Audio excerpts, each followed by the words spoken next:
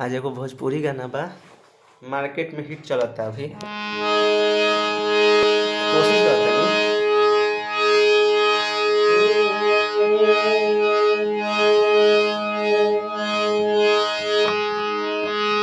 कि तू हंस के बोललू रे जान, दिलवा के दर्द बढ़ गइल।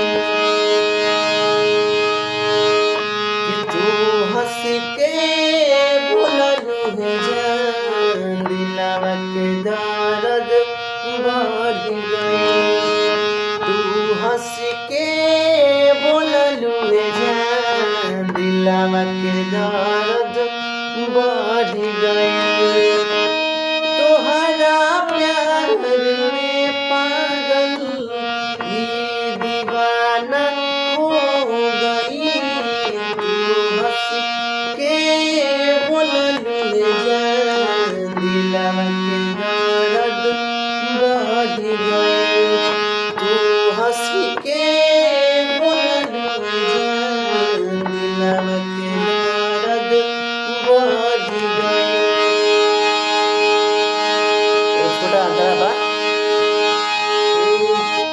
कि पहिले नजर में तू पागल बना तू दिहलू।